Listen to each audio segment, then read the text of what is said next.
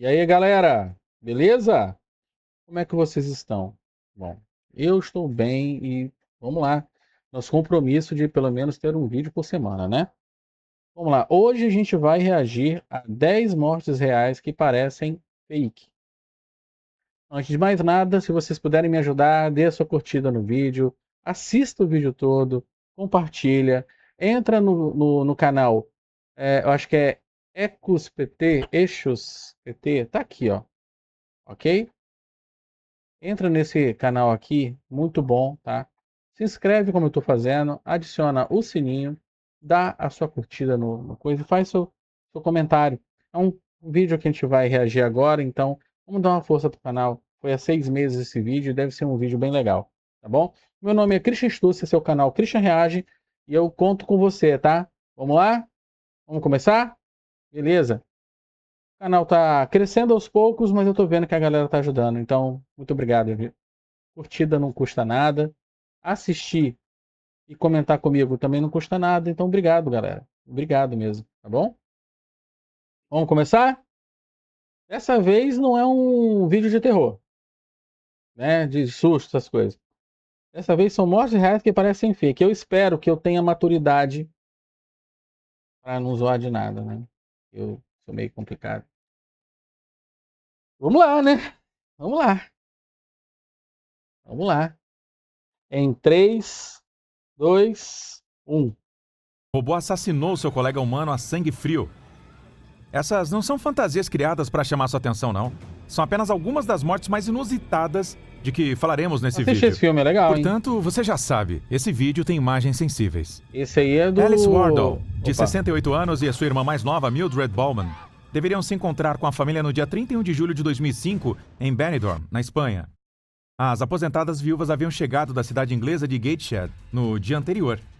Ex-padeira e ex-faxineira, a dupla visitava a Espanha várias vezes por ano, mas, como não eram muito abastadas, costumavam se hospedar em um hotel 2 estrelas chamado Levant Club Apartments. Elas combinaram de se encontrar com a família, foram dormir e desapareceram. Ou seja, Assim, né? 62, 68, né? Eu acho que é isso.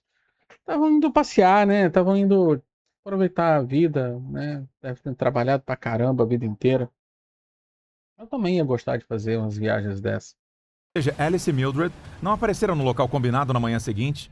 Como as duas gostavam de se divertir, a família não se preocupou logo de cara e passou a procurá-las nos pontos turísticos de que elas mais gostavam.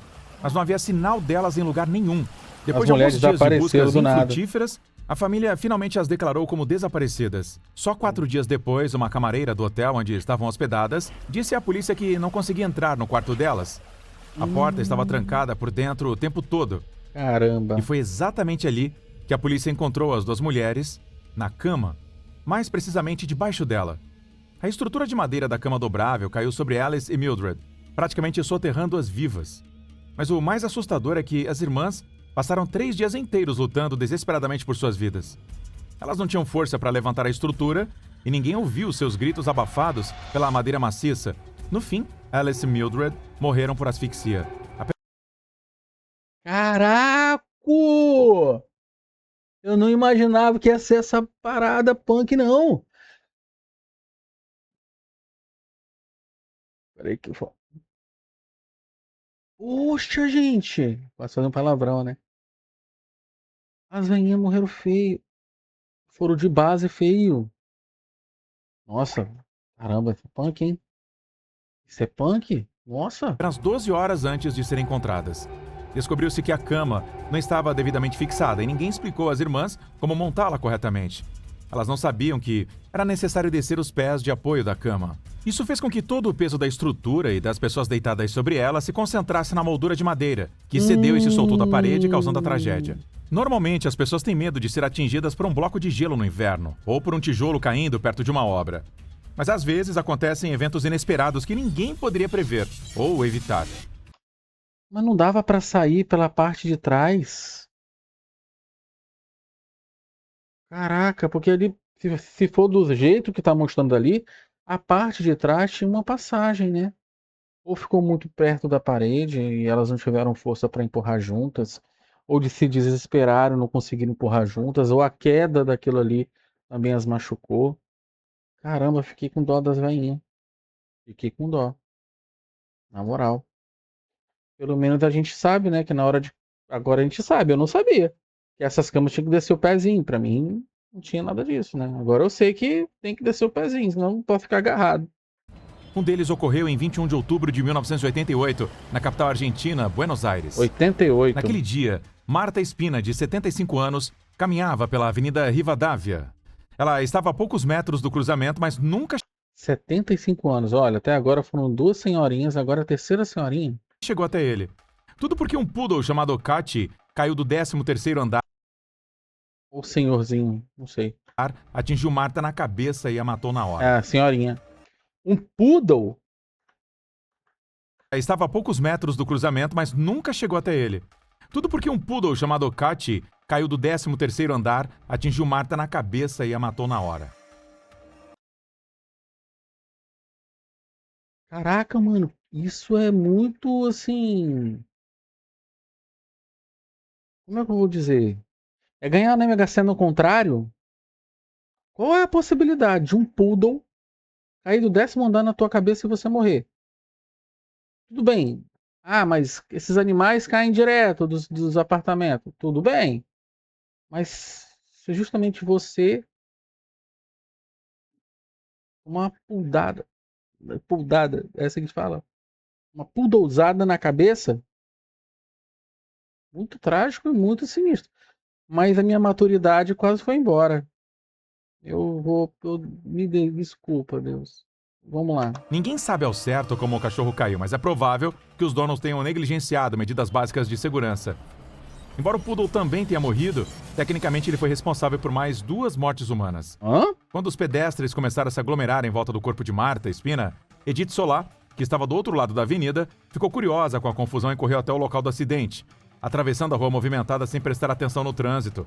Ela foi atropelada por um ônibus bem no meio da avenida e morreu. Um homem que testemunhou as mortes de Marta e Edith começou a se sentir mal, tonto.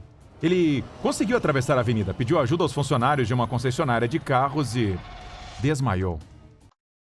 Caraca. O poodle era a arma da morte. Logo depois, morreu de um ataque cardíaco. A história do efeito dominó mortal, iniciado por um simples poodle, ganhou as manchetes do mundo todo. Mas o que você acha de um dominó do tamanho de um prédio de... Caramba, mano. Um efeito cascata ali, né? Porra. Eu pensava que só a mulher tinha morrido. Aí a possibilidade de ganhar a Mega Sena ao contrário é bem maior, né? O poodle não matou um, matou três. Tenso, tenso. Eu achei tenso. Mas eu acho que a morte das velhinhas presas foi, foi mais triste. Acho que elas não tinham força pra empurrar e sair, cara. Porra, muito ruim. Bom, se você chegou até aqui, se inscreve no canal, dá essa ajudinha aí pro Christian Reage. Manda alguma coisa aí pra mim reagir. Dá uma curtida, manda pros amigos, compartilha se você puder, faz um comentário. Faz parte aqui do meu crescimento. Vamos crescer juntos. Vem pra cá, tá bom? É isso aí, bora. 2 andares. Em 1982, um homem do Arizona chamado David Grundman convidou um amigo para um passeio no deserto. Eles viajaram até uma região isolada e pararam. David então tirou a sua espingarda. Isso não era ilegal, segundo as leis estaduais sobre posse de armas, mas atirar em cactos por diversão, aí já é uma outra história. E foi exatamente o que David começou a fazer. Ele Hã? começou a destruir pequenos saguaros, como se fossem vilões de um filme de ação americano. Mas logo se cansou e voltou sua atenção para um enorme cacto saguaro próximo dali. Durante os primeiros 75 anos de vida, esse tipo de cacto cresce apenas o tronco central. Os ramos laterais surgem bem depois. Além disso, o deserto do Arizona é seu único habitat natural. O saguaro robusto, escolhido por Grundman, tinha quase 100 anos e já media cerca de 8 metros de altura. O homem começou a atirar. Devia ser proibido, né, o cara fazer isso, né? Porque o negócio tem quase 100 anos, já é um monumento, cara. É que nem uma árvore que a gente tem em Jacaraípe, né? Um pé de goiaba, de castanha. Eu acho que aquela árvore deve ter mais de 100 anos. Ela é enorme. Toda vez que eu vou em Jacareí, eu vou lá, toco nela, porque, cara, é incrível, né? A árvore daquele tamanho, ela é enorme. Eu acho que é proibido cortar aquela árvore lá. E também acho que deveria ser proibido cortar plantas tão antigas que conseguiram sobreviver por tanto tempo, né? Eu acho. Não sei. Vocês acham? Eu acho que é errado. Arrancando os galhos enormes um por um. Se aproximou do cacto sem pensar nas possíveis consequências. E então, de repente, o cacto revidou. Como Todo o assim? tronco de 8 metros caiu sobre Grandman tão rápido que ele nem conseguiu terminar a palavra que estava gritando. David Grandman, ele infelizmente morreu na hora, esmagado pela mesma planta que ele havia acabado de atacar. Karma instantâneo. O cacto poderia pesar mais de 2.200 quilos. Meu Na maioria das vezes, a Deus. natureza é letal para os humanos, mesmo quando ninguém imagina que seja possível.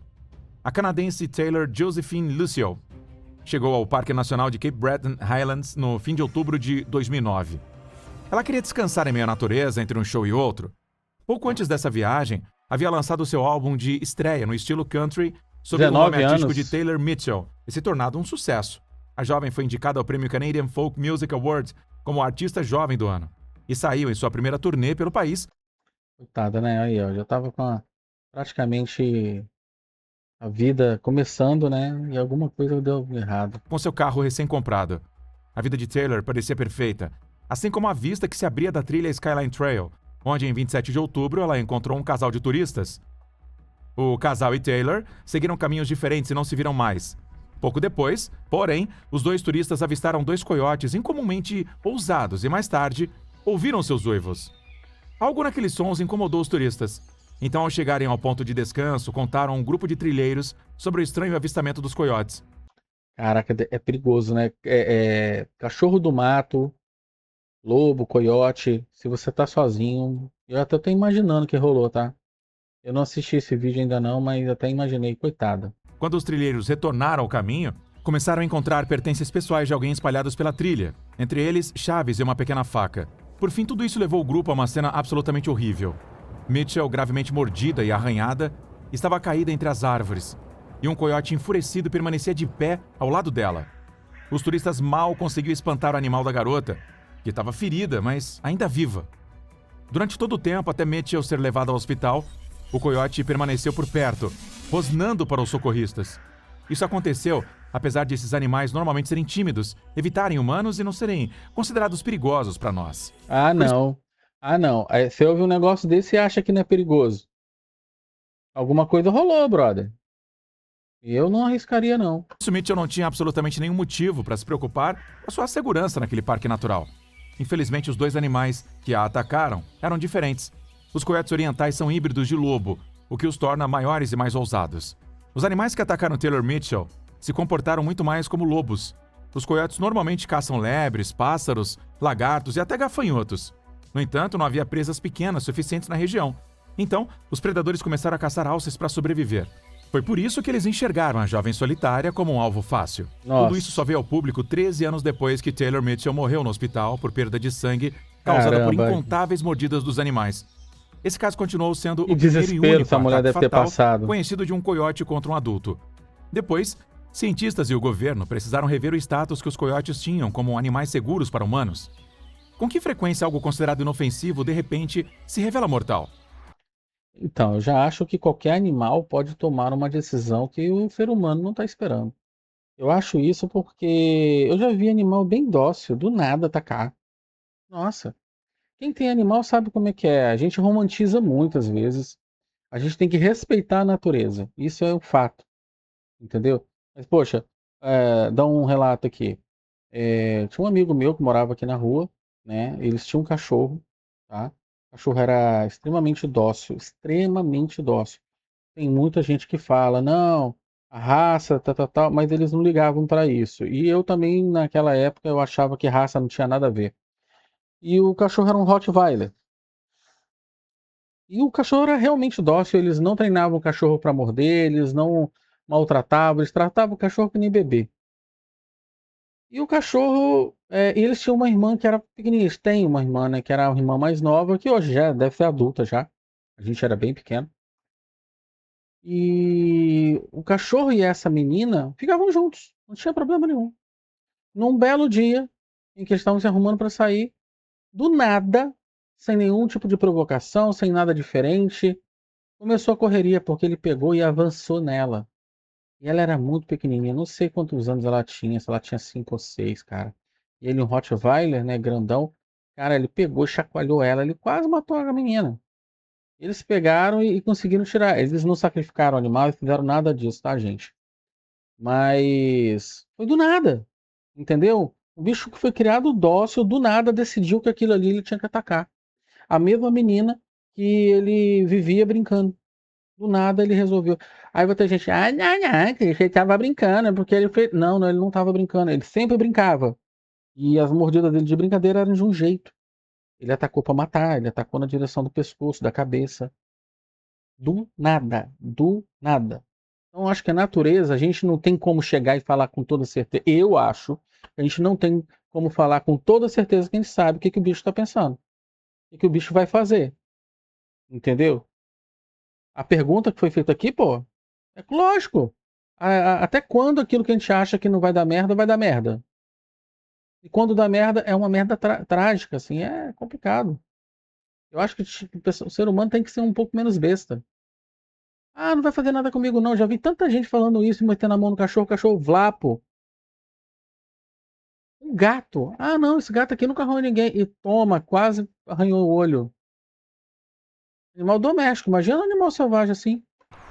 Jed K. Zargolski, de 75 anos de Michigan, e a sua irmã navegaram perto do arquipélago Florida Keys, não muito longe de Miami. Aí, ó, já uma natureza totalmente. Pra mim, o mar é o pior. É lindo, maravilhoso, ele lá e eu aqui. Porque não é meu habitat. Acho os peixes bonitos, ó, ali, que legal, ó. A cara. É um local que você não tem controle. Era 18 de março de 2008, e o pequeno barco levava as duas mulheres por uma região costeira paradisíaca. 75 anos. Elas seguiam a aproximadamente 43 km por hora. O mar estava calmo e nada parecia capaz de interromper aquele momento de lazer. Mas, de repente, Judy foi atingida por uma gigantesca raia-manta pintada. Do nada. O impacto a derrubou e a mulher bateu as costas no convés. A envergadura da raia chegava até 1,80 m. A raia saltou. Caramba, não... Então, eu nunca... É verdade, eu nunca tinha ouvido falar que uma raia saltava por cima do barco, assim. E o seu peso era em torno de 34 quilos. Uma colisão com um animal tão grande, a uma Uma velocidade porrada, tão alta, uma porrada. podia causar ferimentos graves. Por isso, a irmã de Judy correu imediatamente até ela. A mulher estava inconsciente, aparentemente por ter batido a cabeça no convés. Mas a realidade era muito pior do que isso. O rabo da arraia perfurou o pescoço de Judy com seus espinhos venenosos. As arraias nunca atacam humanos, muito menos no ar. Elas saltam para fora da água para escapar de predadores ou se livrar de parasitas. E você pode simplesmente acabar no caminho delas por acidente. Mas como que essa cauda entrou ali, cara? E se ela veio assim, né? Como que ela veio assim? Será que ela virou a... Ela foi e virou a cauda assim, nem pra pegar? Além disso, elas usam os espinhos da cauda exclusivamente para autodefesa. Ou seja, não passou de um acidente fatal, que também matou a própria arraia. Quais são as chances de algo assim A raia acontecer com morreu alguém também. em um barco em pleno mar aberto? As probabilidades podem parecer mínimas, mas sabemos de pelo menos 20 pessoas que também morreram acidentalmente atingidas por arraias. Uma delas foi o lendário conservacionista da vida selvagem e personalidade da TV, Sei quem Steve é. Irwin, que teve o coração perfurado por uma arraia bem no meio de uma gravação. No fim das contas, praticamente qualquer coisa... Nem sabia que as arraias faziam isso, cara. Aí, descobri uma parada nova, não sabia. Vocês sabiam que a arraia saltava desse jeito? Eu nunca tinha visto. Já vi tubarão, já vi peixe-espada, baleia, agora arraia? Criança, já vi criança. Ai, as crianças aqui de Jacaraípe são terríveis, tá? Pega a ondinha e parece um peixe, assim, ó. nesse mundo pode acabar sendo mortal. Eita!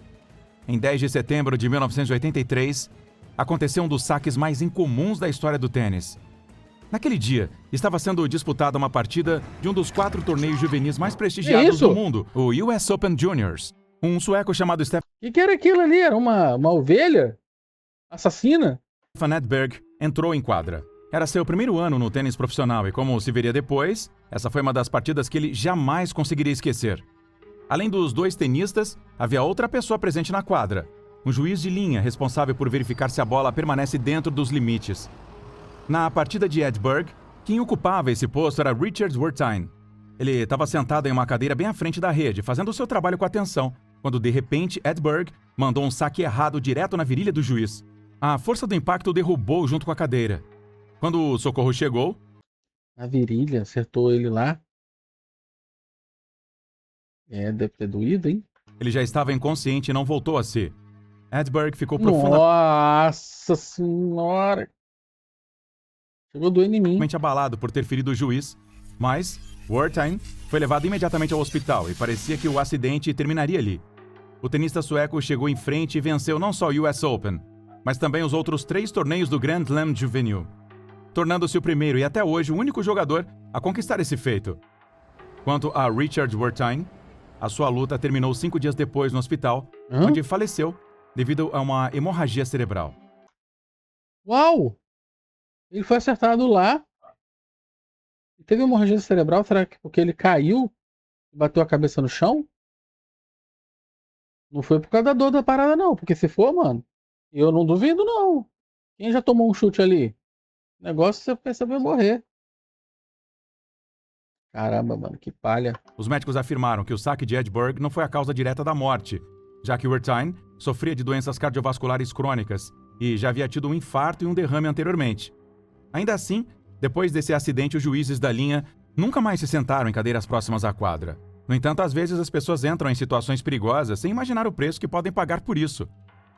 Era uma manhã gelada, em 2 de fevereiro de 2008. Algo assustador e misterioso aconteceu na capital da Bulgária, Sófia. Aí, ó, um tipo de brincadeira aí, ó, esporte, né?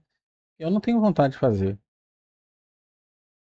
Sei lá, eu não tenho essa vontade de passar essa adrenalina aí. Vocês gostam dessa parada?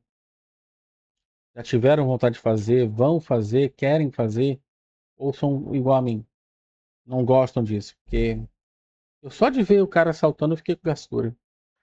Uma professora de biologia local, Lídia Tsekova, seu marido Georgi e a amiga Nadezhda Lyubenova voltavam do funeral do parceiro de Nadezhda. Em determinado momento, Lídia parou o carro e os 3 saíram com garrafas nas mãos, começando a despejar algum líquido no bueiro. Hum, No instante seguinte, uma explosão extremamente potente aconteceu e a caramba. tampa metálica do bueiro foi lançada ao ar com tanta força que decepou Lídia. Caramba. A mulher morreu. Seu marido e a amiga sofreram queimaduras graves e ficaram cegos, mas sobreviveram.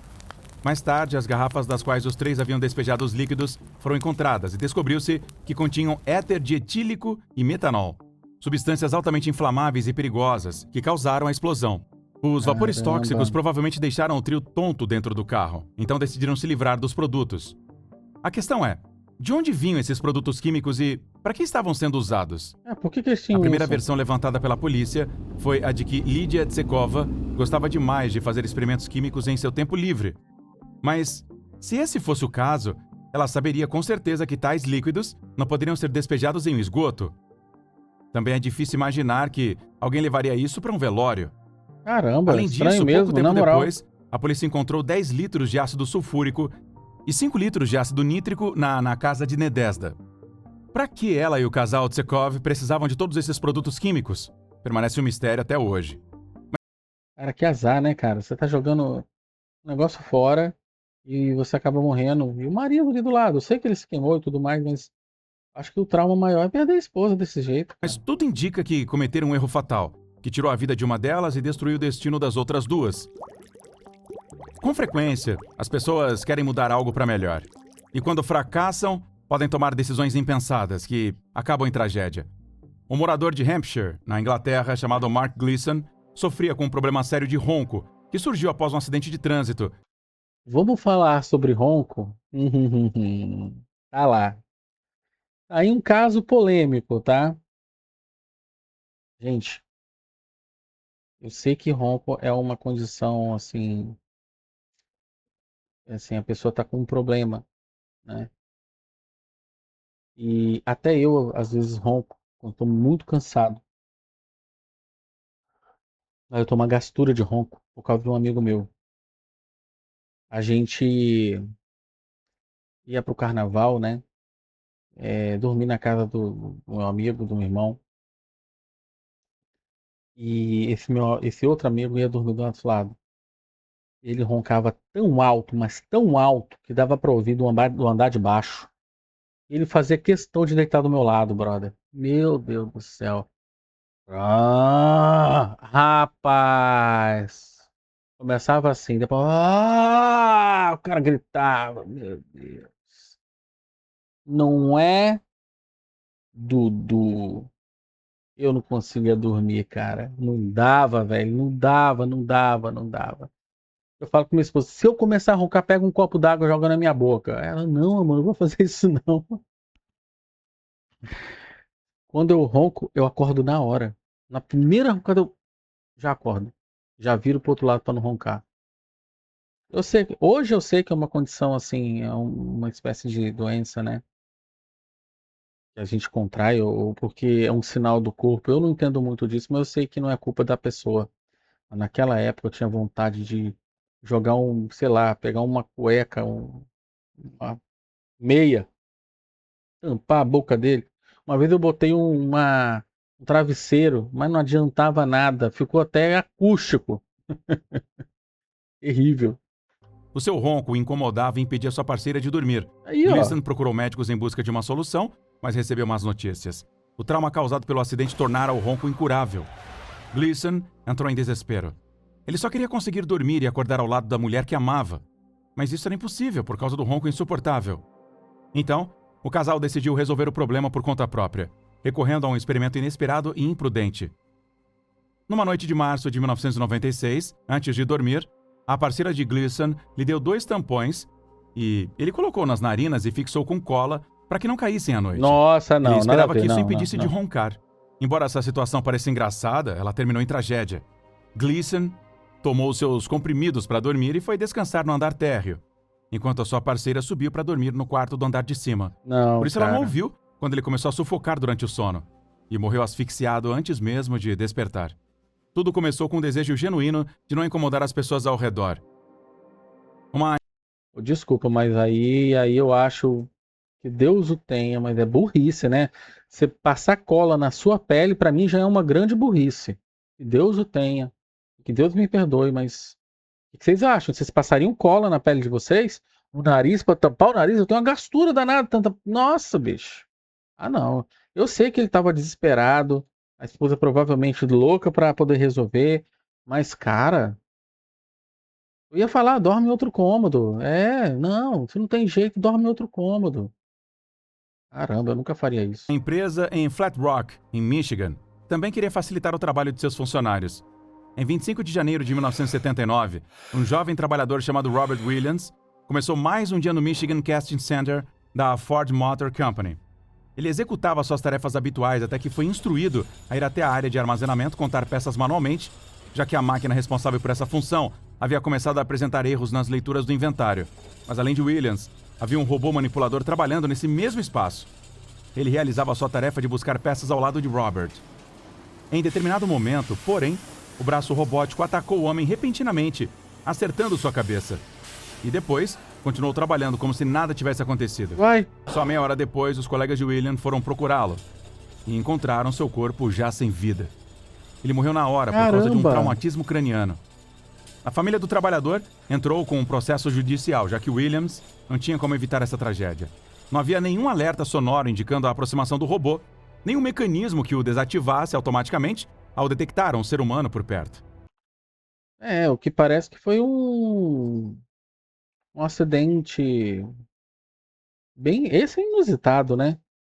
Mas eu consigo imaginar aquele braço robô trabalhando e eu consigo imaginar o cara de tanto estar acostumado a estar ali, andando um pouco mais pro lado e tomando a pancada.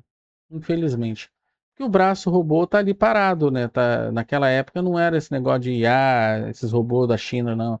Naquela época esses negócios ficavam parados. No máximo eles corriam numa esteira, né? No máximo, no máximo. Então, mesmo que seja o braço robô, ele também foi feito para fazer um movimento, né?